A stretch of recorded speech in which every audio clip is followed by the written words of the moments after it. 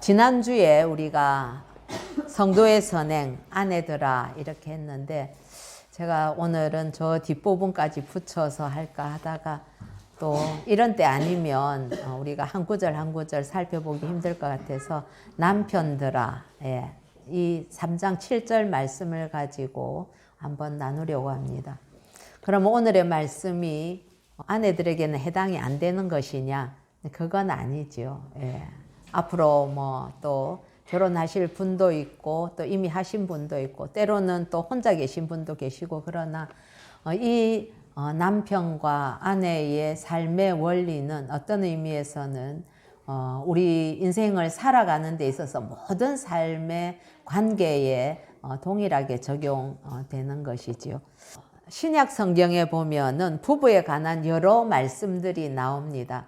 여러분들 우리가 제일 잘 기억하고 아는 말씀들은 아마도 에베소서 5장에 있는 그 말씀일 것입니다. 5장 18절에서 33절의 말씀인데 거기에는 이제 성령 충만을 쭉 이야기를 하면서 성령 충만을 하게 되면 피차 복종하는 그런 모습이 나오는데 그걸 가지고 남편과 아내에게 적용을 한 것입니다. 그래서 거기에 보면 아내에 대한 분량은 22절에서 24절까지 3절밖에 없지요. 그런데 남편에 대한 분량은 25절부터 33절까지 9절이나 됩니다. 거기에는 남편에게 할당된 분량이 아내보다 이제 훨씬 많은 분량이죠. 그런데 오늘 우리가 지금 계속해서 상고해 가고 있는 이 베드로전서에는 신약의 다른 부분들과는 조금 다른 관점에서 남편과 아내를 다루고 있습니다. 분량도 지난주에 우리가 아내에 관한 것 1절부터 6절까지 보았는데 남편은 3장 7절 달랑 한 구절입니다. 그러면 왜 베드로전서는 남편에 대한 권면이 짧은 것인가 한번 살펴볼 필요가 있겠지요. 그래서 에베소서 5장 21절은 어떻게 끝나는가 하면 그리스도를 경외함으로 피차 복종하라 이렇게 끝을 내고 그 다음 22절부터 쭉 남편과 아내에 대한 이야기가 나오거든요. 그래서 거기는 피차라는 그런 의미에서 말씀이 이렇게 이어져 가고 있다면 오늘 이 베드로전서의 문맥은 이와 같이 이런 문맥입니다. 3장 우리 1절을 한번 보시면은 아내들아 이와 같이 자기 남편에게 순종하라 그렇게 이야기를 하죠. 뭐와 같인가 우리가 찾아볼 필요 있고 또 3장 7절은 남편들아 이와 같이 지식을 따라 너희 아내와 동거하라 이렇게 이야기를 합니다. 즉 오늘의 이 말씀도 2장 12절부터 이렇게 쭉 이어져 가는 그 흐름의 한 부분이다라는 것을 기억할 필요가 있는 것이죠. 지금 이 베드로 서신을 받던 시기에 1차적인 독자들은 그렇습니다. 그 교회와 성도들이 로마의 황제 숭배 사상 그 정책을 거부한 것 때문에 굉장히 욕을 받고 그리고 억울한 그러한 비방을 듣고 있는 그런 상황이었습니다. 이거는 정당한 비판이 아니고 부당한 비방이고 억울한 욕이었죠. 그래서 이런 상황 속에서 이방 사람들의 그러한 욕과 비방을 잠재우는 방법은 베드로가 준 처방은 다름이 아닌 이방인들 가운데서 행실을 선하게 가져라. 다른 방법 없다. 그런 거였죠. 그래서 2장 12절에 보면 너희가 이방인 중에서 행실을 선하게 가져 너희를 악행한다고 비방하는 자들로 하여금 너희 선한 일을 보고 오시는 날에 하나님께 영광을 돌리게 하려 함이라. 그렇게 이야기를 하고 있는 것이죠. 그러면서 첫 번째로 13절에 보면 2장 13절에 인간의 모든 제도를 주를 위하여 순종하되 이렇게 시작을 하고요. 그리고 이제 18절에 가서는 사환들아 범사에 두려워함으로 주인들에게 순종하되 선하고 관용하는 자들에게만 아니라 또한 까다로운 자들에게도 그리하라. 그렇게 사환들에게도 하나님을 두려워함으로 주인에게 순종하라라고 권면을 했습니다. 말하자면 베드로는 그렇게 이야기를 하는 것이죠. 아무리 부당하고 억울한 상황에 있다 할지라도 그것을 그냥 우리가 감당해내는 것이 우리가 세상에서 살아가면서 세상의 다른 사람들, 이방인들이 보기에 그래도 인정할 만한 선행이지 않느냐, 그렇게 설교를 하는 겁니다. 여러분, 가장 억울하고도 부당한 그런 십자가를 참고 인내하신 분, 바로 예수 그리스도 아닙니까? 바로 그 주님 때문에 우리가 구원을 받았다는 그 사실을 생각하면서 너희도 비방하는 이방인들 가운데서 그런 은혜를 드러내는 역할을 하는 것이 마땅하다라는 주문을 하는데 사실은 굉장히 힘든 일이지요. 그리고 또 이와 같이가 나옵니다. 바로 아내들도 남편들도 모두 다 이와 같이 순종하고 동거해라, 이렇게 이야기를 하죠. 이건 피차 복종하라는 그런 문맥이 아니고 부당하고도 억울한 상황 속에서 하나님을 두려워하고 경외하는 그러한 마음으로 예수님처럼 은혜를 드러내는 역할을 감당해라고 하는 그런 성교적인 관점에서의 문맥입니다. 자, 그렇다면은 부당함과 억울함의 분량이 누가 더 많았겠습니까? 바로 남편보다는 아내가 그러한 상황에서 훨씬 많았다고, 또 주인보다는 노예가 훨씬 많았다는 것, 우리가 시대적인 상황을 지난주에 살펴보면서 그래서 아내들에게 이렇게 누누이 이야기를 했던 것이다 라는 것을 우리가 미루어 짐작할 수 있습니다. 그래서 이제 아내들에게는 그렇게 길고 남편에게는 짧게 주어지는 이유가 그렇습니다. 남편이 해야 될 역할, 우리 7절에 보면 남편들아 이와 같이 지식을 따라 너희 아내와 동거하고 라고 이야기를 하면서 아내는 연약한 그릇이고 또 귀하게 여겨야 할 대상이고 그래야 기도가 막히지 않는다 라고 이야기를 하는데, 여러분 이 당시의 상황이 지난주 말씀드린 것처럼 부부 간에는 남편의 종교를 아내는 무조건 따라가야 되는 그런 시대적인 상황이었죠.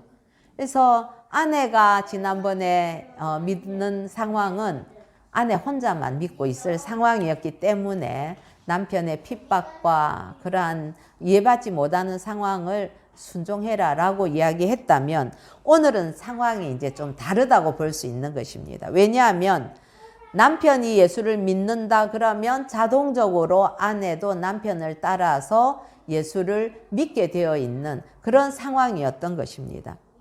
그래서 그렇다면 둘 다 믿는 상황이지 않습니까? 그러면 남편이 지식을 따라서 아내와 동거하라는 것인데, 보통 그 당시에 부부 생활을 하는 것은 사회적인 어떤 관습이라든지 시대의 흐름이라든지 또 자기가 가지고 있는 성품이나 또 인간의 전통에 따라서 아내와 동거를 했다라고 볼 수 있는 것이죠. 그렇지만 예수 믿는 남편은 지식에 따라서 아내와 동거하라는 것입니다. 이 예수 믿는 남편이 가지고 있는 그 지식, 그것은 어떤 지식인가 하는 것입니다. 예. 여러분, 지식을 따라 너희 아내와 동거하라 라고 했을 때에 이 남편이 갖는 지식은 이전에 자기가 살아오면서 혹은 사회적인 어떤 관습이나 전통이나 뭐 이런 데서 얻어온 지식과는 확연히 다른 지식이라는 거죠.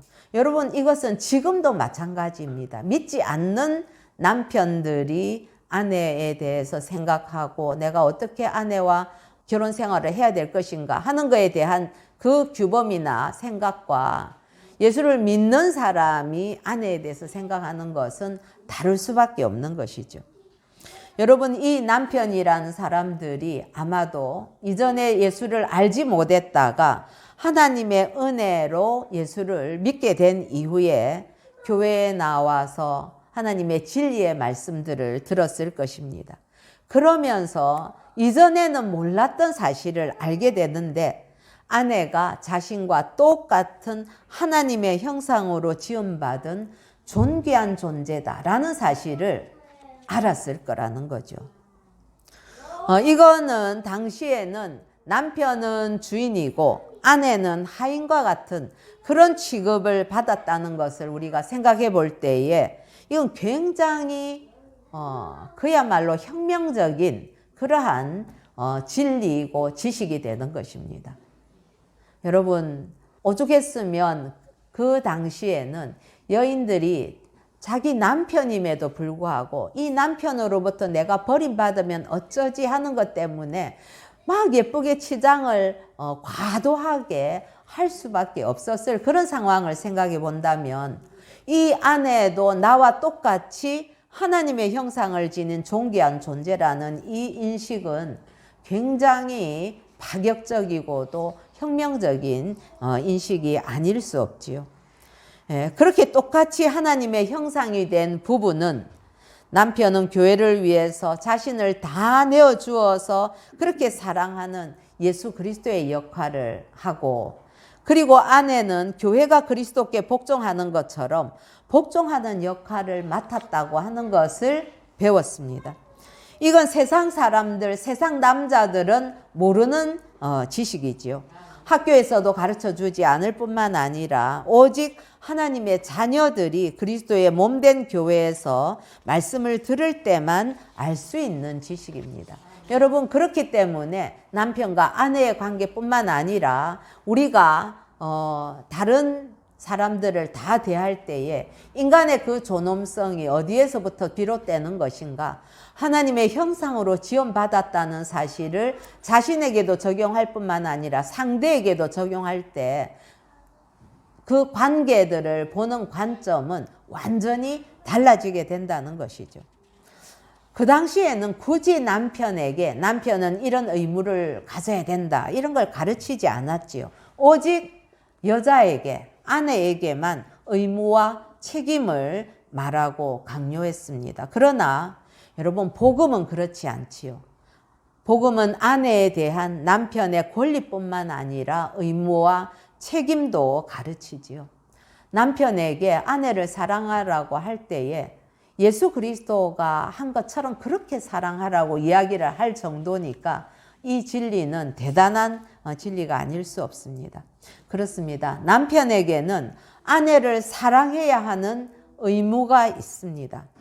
그리고 돌보고 배려하고 귀하게 여겨야 할 책임이 남편에게 주어져 있습니다. 돈만 많이 벌어다 주면 자기 책임을 다한 것이 아니라는 사실입니다. 아내를 사랑해야 합니다. 요즘 부부 간에 우리가 서로 사랑한다 이런 생각, 우리는 부부는 그리스도 안에서 한 몸이다 이런 의식을 갖고 있는 사람들이 얼마나 있을까요? 그런 의식을 갖게 될 때에는 부부의 관계가 달라지는 것이죠. 그런데 대부분은 사람들에게 교회를 다니는데도 아내를 진심으로 사랑하고 한 몸이라고 생각하느냐라고 물어보면 그렇습니다라고 자신 있게 대답하는 사람들, 특히 젊은이들 가운데는 이 세태가 이렇게 달라지다 보니까 그런 대답을 하기가 굉장히 어렵다고 하는 이야기를 들었습니다. 여러분, 아내를 사랑하는 것, 나 자신을 사랑하는 것처럼 자기 아내를 사랑하는 것은 남편의 책임이고 의무입니다. 하나님은 아내가 남편에게 그렇게 사랑받고 존중받고 배려받는 것을 통해서 아내는 행복을 느끼고 하나님의 돌보심을 맛보도록 지으셨습니다. 세상의 모든 것이 다 주어졌다 할지라도 부부가 되었을 때에 남편의 그 사랑과 배려가 없으면 결코 행복할 수 없는 존재가 바로 아내이지요. 그래서 남편들이요, 앞으로 남편들이 될 형제들이요, 그것을 알아야 됩니다. 그 지식을 알아야 된다는 것이죠. 그래서 정말 남편이 아내를 사랑해 주지 않으면 이 아내는 아무리 많은 것, 부와 명예와 모든 것을 다 갖고 있다 할지라도 결코 행복감을 느낄 수 없는 존재가 바로 나의 아내이구나 하는 것을 기억해야만 합니다. 성경은 뭐라고 이야기합니까? 그를 더 연약한 그릇이요 라고 이야기합니다. 여러분, 특별히 아내가 남편보다는, 자기 남편인 자신보다는 더 연약한 그릇이라는 것을 늘 기억을 해야 합니다. 여성들은 육체적으로 남자보다 약하고 또 정서적으로도 굉장히 섬세하고 예민합니다. 하나님께서 그렇게 예민하게 지으셨습니다. 왜 그럴까? 답이 아닙니다. 하나님이 그렇게 만드셨으니까 그렇다고 마땅히 받아들여야 되는 거죠. 여러분, 아내는 마구 던져도 되는 그런 녹그릇이 아닙니다. 매우 조심조심 다루어야 되는 값비싼 도자기, 크리스탈과도 같은 존재입니다. 그래서 작은 충격에도 금이 가고 깨어질 수 있는 그런 그릇을 대하는 것처럼 귀하고 또 소중하게 여기면서 사랑해야 되는 거죠. 여러분, 우리가 내가 좋아하는 예쁜 그릇만 봐도 아주 기분 좋지 않습니까? 내가 고가에 이렇게 도자기 하나를 봐도 그걸 보면 행복해 하면서 소중히 여기는 것과도 다름이 아닌 거죠. 그 비할 바가 없는 거죠. 말을 해도 여러분 조심스럽게 해야 합니다. 여성들은 남편들의 말 한마디에 쉽게 상처를 입기도 하고 많이 아파하기도 하는 존재입니다. 그래서 아내는 연약한 그릇이기 때문에 남편이 조심스럽게 마음을 다해서 보살피고 사랑을 해야 합니다. 또한 그 뒤에 이어서 또 생명의 은혜를 함께 이어받을 자로 알아 귀히 여기라, 그렇게 이야기하고 있네요.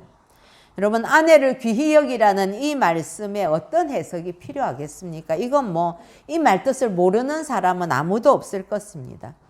그렇습니다. 귀하게 여긴다는 것은 소중하고 존귀하게 대하는 것이죠. 하나님께서 나에게 허락해 주신 배우자이기 때문에 귀하게 여겨야 합니다.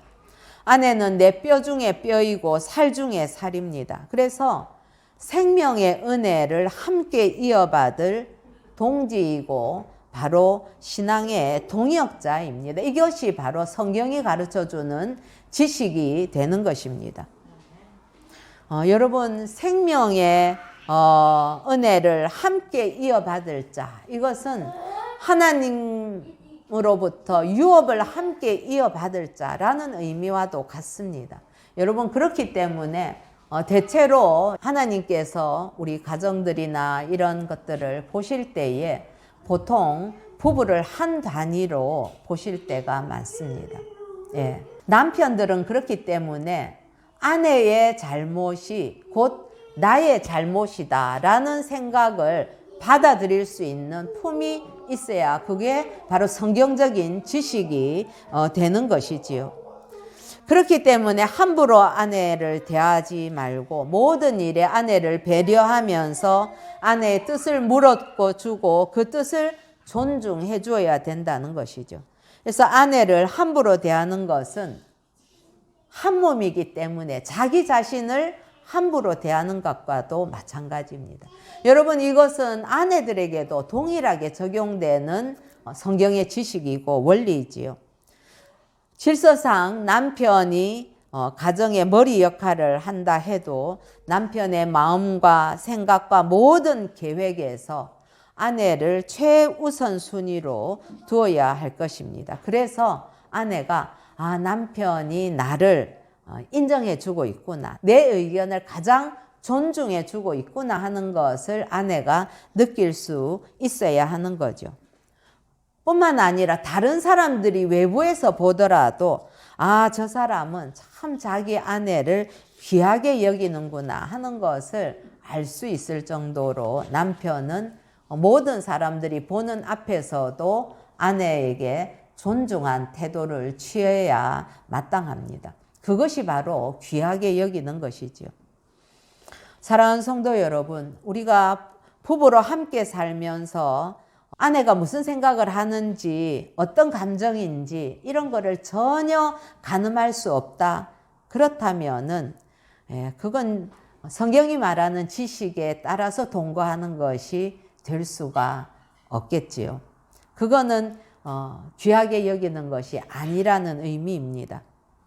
여러분, 아내는 자동 무슨 기계이거나 아니면 무슨 요술쟁이가 아닙니다. 그래서 밥 나오라 뚝딱 이러면은 말로만 착 하면 갑자기 밥이 뭐 하늘에서 떨어지는 것처럼 그렇게 나오는 게 아니죠. 아무리 요즘 뭐 밥솥이 있다 할지라도 수고가 필요하다는 겁니다. 여러 가지 반찬 가지고 밥상 차리는 것 나오라 뚝딱 해서 차려지는 게 아닙니다. 15분, 20분 우리가 식사하는데 그 식사 준비를 위해서 얼마나 많은 시간을 들이고 수고하고 해야만 겨우 남편들이 보기에는 뭐 식당보다 이게 반찬이 왜 이렇게 작아 할지 모르지만 그런 식탁을 차릴 수 있다는 것을 알아야 되는 거죠. 뿐만 아니라 집안이 깨끗하게 정돈되고 매일마다 깨끗한 옷을 입을 수 있고 한 것은 모두 다 아내의 큰 수고와 희생이 있어야만 가능하다는 것을 기억해야만 합니다. 게다가 아내들은 자녀들을 출산하기 위해서 겪는 수고가 남편들은 참 가늠하기 힘들 정도지요. 임신과 출산의 그 수고와 고통을 남편들은 아마도 짐작하기가 어려울 것입니다. 한번 남편들이 배 아파서 아이를 낳아보면 어떨까 그런 생각할 때가 있지요. 그 정도로 아내가 아이를 출산하는 그 과정은 자기 생명과 맞바꾸는 그런 고통을 치르고 출산하는 것이죠. 거기다가 여러분 뭐 아이가 있으면 그것도 참 감사한 일이죠. 그러나 요즘은 뭐 난임도 많고 또 불임도 굉장히 많지 않습니까?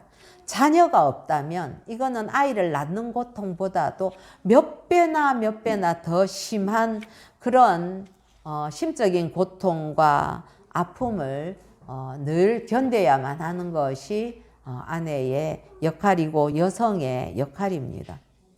여러분, 여성들은 이 모든 과정들을 통해서 남자들보다는 훨씬 더 심한 우울감도 느낄 수 있고 육체적으로도 무척 고단한 삶을 삽니다.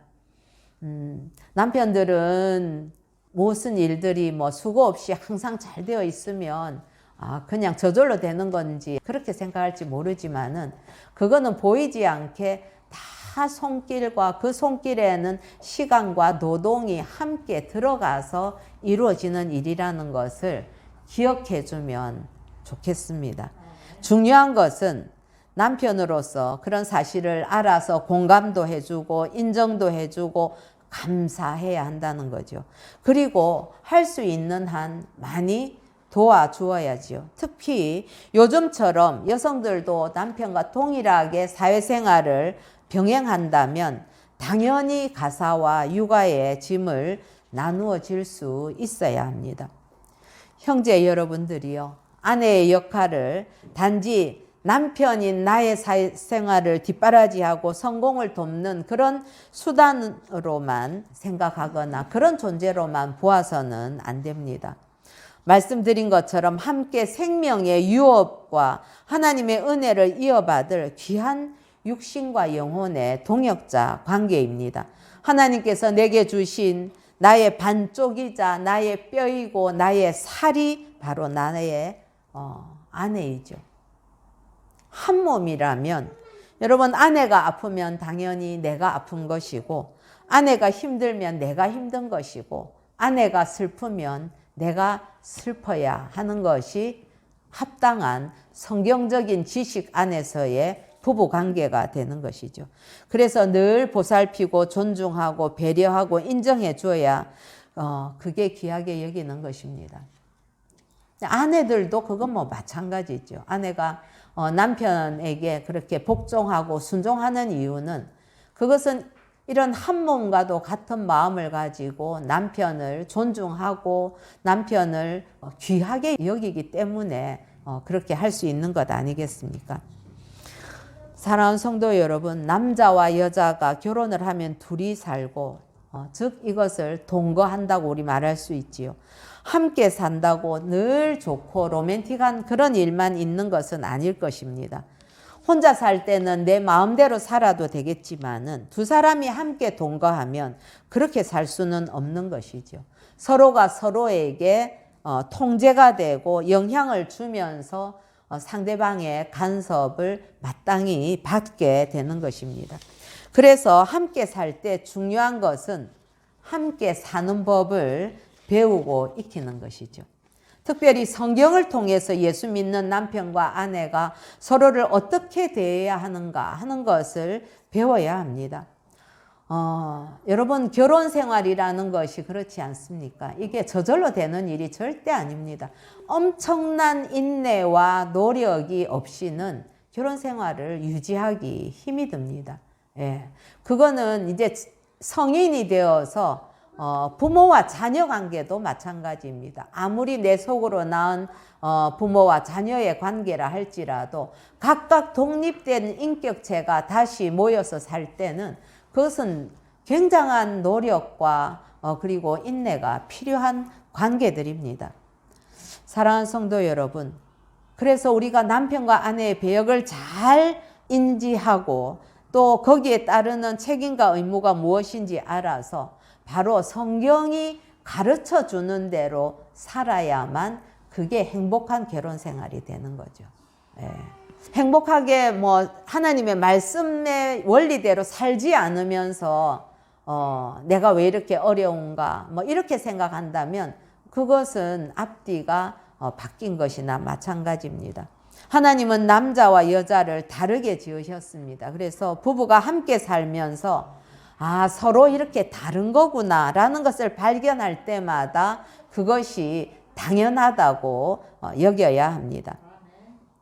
다르다는 것이 당연한 건데 그 다른 것을 틀리다고 생각을 한다면 그래서 당신은 틀렸어. 아내는 남편을 향해서 남편은 아내를 향해서 그렇게 틀렸다고 지적하면서 그거를 뜯어 고치려고 한다면 그렇다면 그 부부는 결코 행복할 수가 없는 것이죠. 부부는 제가 늘 말씀드리지만 옳고 그른 것으로 판단하는 관계는 아닙니다. 예, 가족이라는 관계는 서로가 좀 다르지만 있는 그대로를 받아들여 주는 관계가 가족의 관계이지요. 그게 바로 행복의 첫걸음이 시작되는 것입니다. 무엇보다도 여러분 이걸 기억해야 됩니다.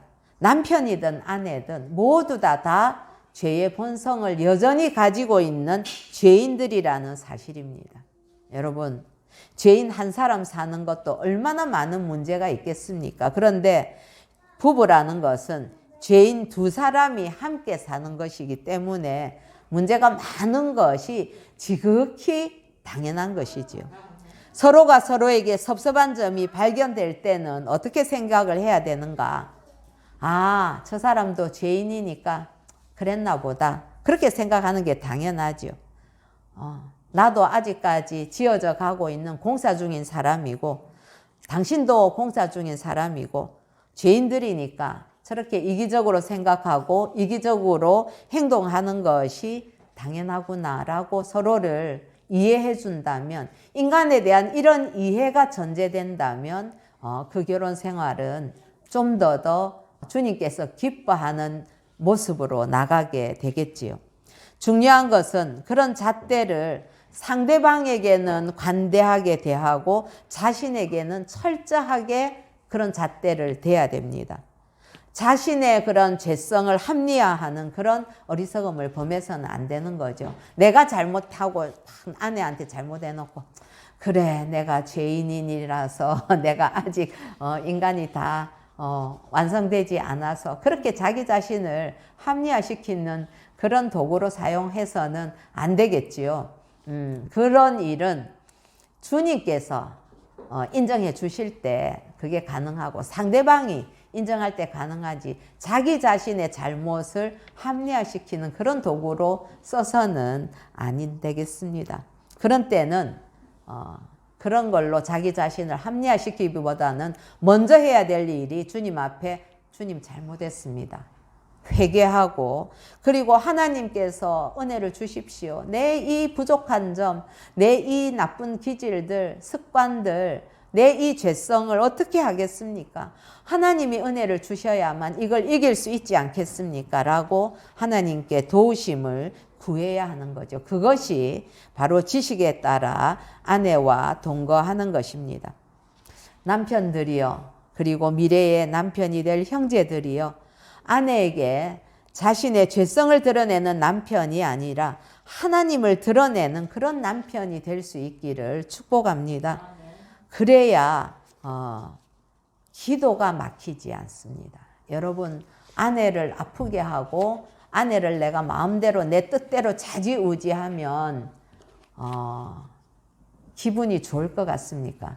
아내의 마음을 상하게 하고 내 기도가 결코 바르게 나갈 수가 없습니다. 그건 여자들도 마찬가지입니다. 남편과 관계가 힘든데 어떻게 남편을 미워하면서 기도를 제대로 할 수 있을 것이며, 부부가 기도 생활이 제대로 안 되면 다른 개인적인 모든 영역에서의 삶에 무너지는 소리가 버자나 들리게 될 것이라는 사실을 기억해야만 할 것입니다. 그래야 세상이 예수 믿는 남편을 보고 하나님의 선하심을 느끼게 될 것입니다. 우리 다 같이 3장 1절부터 같이 성경책 펴고 남편과 아내 모두에 대한 것 같이 한번 읽고 마치십시다. 시작. 아내들아, 이와 같이 자기 남편에게 순종하라. 이는 혹 말씀을 순종하지 않는 자라도 말로 말미암지 않고 그 아내의 행실로 말미암아 구원을 받게 하려 함이니, 너희의 두려워하며 정결한 행실을 봄이라. 너희의 단장은 머리를 꾸미고 금을 차고 아름다운 옷을 입는 외모로 하지 말고 오직 마음에 숨은 사람을 온유하고 안정한 심령에 썩지 아니할 것으로 하라. 이는 하나님 앞에 값진 것이니라. 전에 하나님께 소망을 두었던 거룩한 부녀들도 이와 같이 자기 남편에게 순종함으로 자기를 단장하였나니, 사라가 아브라함을 주라 칭하여 순종한 것 같이 너희는 선을 행하고 아무 두려운 일에도 놀라지 아니하면 그의 딸이 된 것이니라. 남편들아, 이와 같이 지식을 따라 너희 아내와 동거하고 그를 더 연약한 그릇이요 또 생명의 은혜를 함께 이어받을 자로 알아 귀히 여기라. 이는 너희 기도가 막히지 아니하게 하려 함이라. 아멘. 기도하십시다.